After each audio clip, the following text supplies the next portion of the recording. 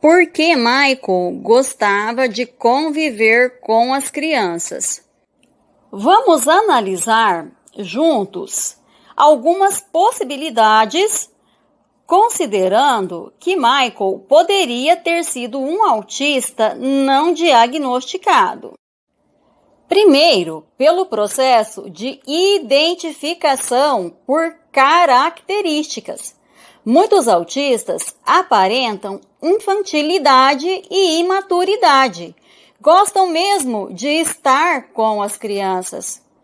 Possuem atributos como a sinceridade, a autenticidade, a bondade, a ingenuidade, a espontaneidade, inocência, uma pureza em seus pensamentos, sentimentos e sua forma de se comportar. Não enxergam a maldade de outras pessoas. Demoram a adquirir esta habilidade. Os autistas costumam ser genuínos, autênticos, mas podem ser muito crédulos e entrarem em armadilhas e ciladas de pessoas mal intencionadas. Não enxergam riscos, perigos, não têm boa leitura em antecipar as consequências. Os autistas possuem características que as crianças também possuem. Este fator pode fazer com que os autistas tenham maior atratividade pelas crianças, o que também pode ter sido o caso de Michael. Embora Michael alegasse que não teve infância e por este fator gostava de brincar com as crianças, outras variáveis poderiam estar influenciando este comportamento, contudo, ninguém conseguiu decifrar. Torna-se comum escutarmos de jovens e adolescentes autistas que estão chateados pois foram criticados por familiares pelo fato de estarem sempre junto com crianças. Os familiares pedem que se afastem, que façam novas amizades com pessoas da mesma faixa etária. Então, é uma condição frequente. Muitas pessoas não sabem, mas os autistas costumam interessar-se ou por pessoas mais novas ou mais velhas. Geralmente, quando se interessam por outra pessoa da mesma faixa etária, em seu geral, é outro autista. Lembrem-se sempre que são inclinações e não regras. Não são todos os autistas, nós sabemos que existem diferenças relevantes. Então, falaremos de predominâncias. Prestem atenção a esta entrevista. Veja como Michael se relacionava bem com pessoas acima de sua faixa etária. I heard too, this was another one of those rumors that you had proposed to Elizabeth Taylor at some point. Elizabeth Taylor is gorgeous, beautiful, and she still is today. Yeah. And I'm crazy about her. Yeah, but did you propose to her? I would like to have. Yeah. Well, Elizabeth Taylor is here. Liz, can we bring Liz in now? Liz had said that she wanted to be here to hold your hand through this. You don't look like you need your hand held. Hi, Elizabeth. Elizabeth Taylor! Hello, hello. Hi. Hi. Hi, have a seat, Nice have to a see- seat. Thank you. Did Michael ever propose to you? No! And I never proposed to him. Never did. What do you think is most misunderstood about Michael Jackson, Liz? All the things you mentioned. He is the least weird man I've ever known. Mm-hmm. He is highly intelligent, shrewd, intuitive, understanding, sympathetic, generous, to almost a fault of himself. And he just, if he has any eccentricities, it's that he is like larger than life, and some people just can't accept that or face it or understand it. His talent on stage, why I called him the king of pop, rock, soul, music, entertainment, whatever. Yes. There's nobody that can come near him. Yeah. Nobody can dance like that, write the lyrics like that, the music, cause the kind of excitement that he does. And why do you think you all are such friends? What has brought this kind of bond? Because people tried to make this be weird. Well, it's not. I mean, our childhoods are very similar. And we have that from the very beginning in common. I was a child star at 9, had an abusive father, and that kind of brought us close together in the very beginning. And what is it, I'm going to ask Michael this question later on, but what is it you most want the world to know about him? What a wonderful, giving, caring, generous man he is, and how good he is. And he's funny, too. Oh, he's wildly funny.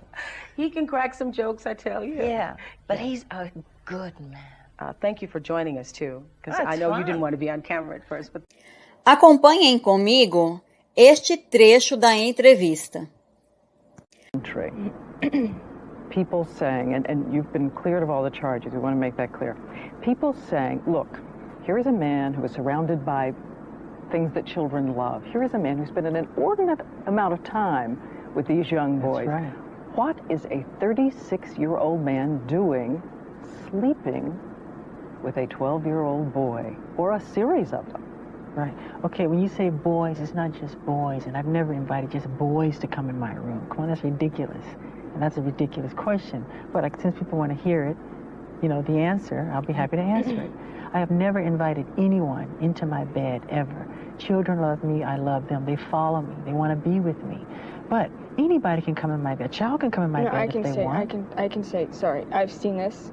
I've seen it a lot. I've seen kids. I've seen him with children in the last year. I've seen it enough to where I can see how that can happen. It's, you know, I understand. Isn't part of being an adult, and you have a 2-year-old child, 2-year-old boy.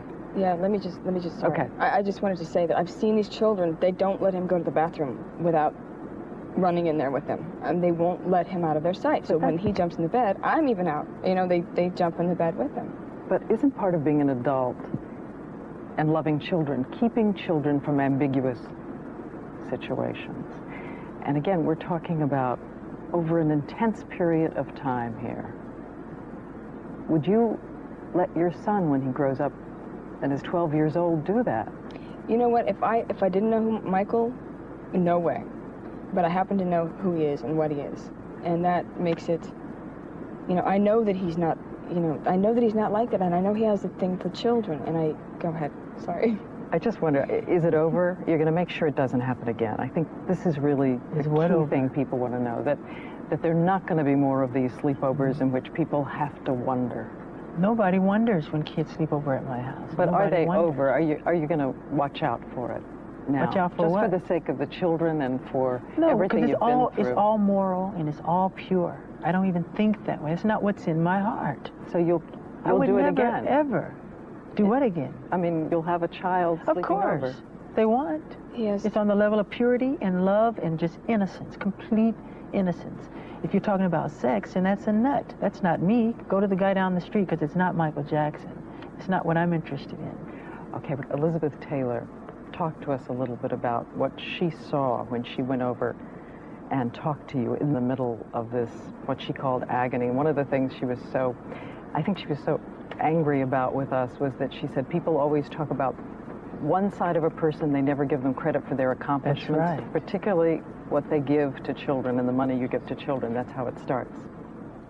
When he's on tour, he goes to hospitals without the press following him, without anyone knowing. He'll get up in a disguise and do it, take his disguise off when he's there, and kids know, wow, it's Michael Jackson. Was there no point at which you said to yourself, reading everything everybody had been reading. Maybe this is true. Maybe I completely didn't understand who he was. No way. Absolutely not. Never. Never.